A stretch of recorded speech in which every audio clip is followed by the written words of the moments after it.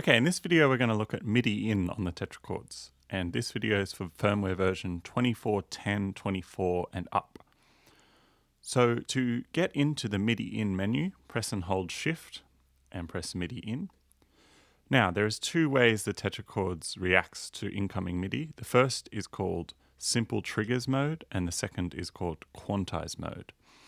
And the bottom row of RGB buttons is how you assign the module into Simple Triggers mode, and the top row is how you get into Quantise mode.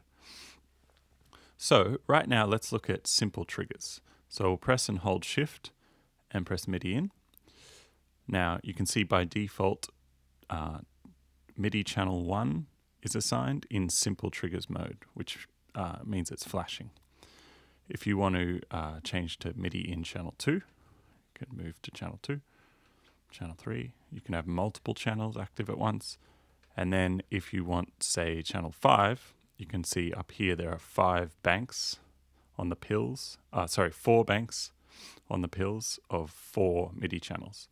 So you can move between them using the forwards and back button and get the full 16 MIDI channels.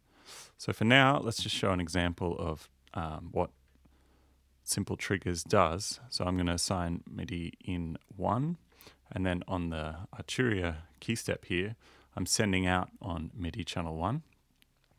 And if I put in some notes and then play any key, the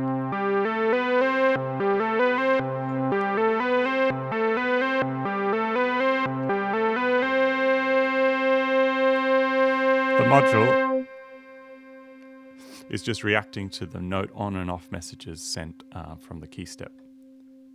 So this is really useful if you have like a MIDI sequencer that you like using and you want to use it to trigger the tetrachords. It basically just duplicates what the trig in does, but using MIDI. So that's Simple Triggers, fairly straightforward. The other mode is Quantise mode. So if you press and hold Shift and press MIDI in again, and then press the top row. Now we're in Quantise mode, reacting to MIDI channel 1. So let's hear what that sounds like. So by default in Quantise mode, if you have no note selected, nothing's going to happen.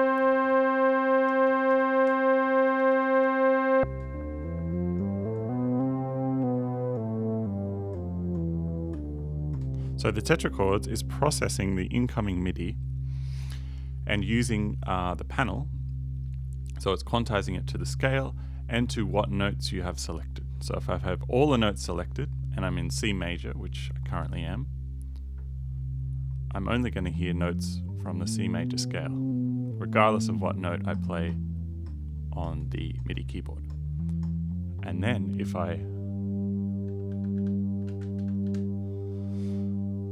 just plug in 1, 3, and 5 on C major and play all the notes on the keyboard, it's only going to play 1s, 3s, and 5s.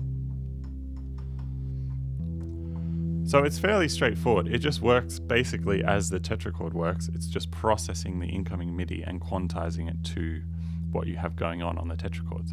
And what's fun about that is you can then totally mess up incoming MIDI and like change the key, only play certain notes of it, and yeah, it's just quite fun if you just smack in some MIDI file that you have on the computer and then just totally mangle it on the tetrachords. So I'll show you a little example of that just using an arpeggio on the key step.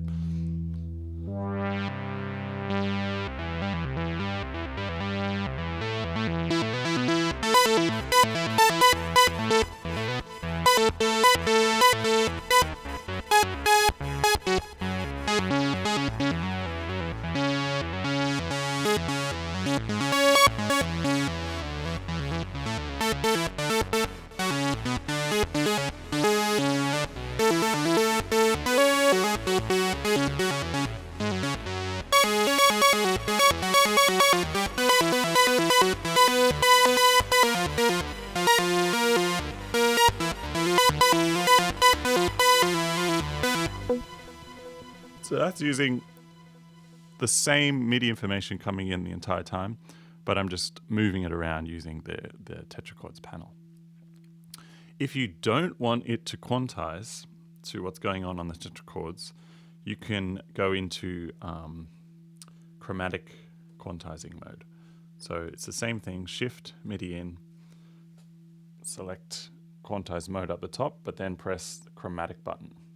And now the tetrachords reacts to MIDI channel in 1, and it doesn't quantize. So you can use it as a straight MIDI to CV converter. And now if I play,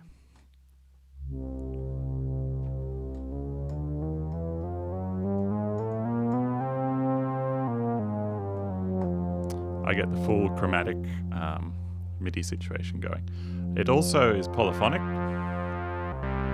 So if you have 3 oscillators linked up to track 1 like I do now, you can play polyphonically or paraphonically or whatever you want to call it. But yeah, the MIDI to CV conversion is polyphonic, which is pretty great. It's pretty fun to do that. So yeah, they're the that's the way that the MIDI In works on the tetrachords.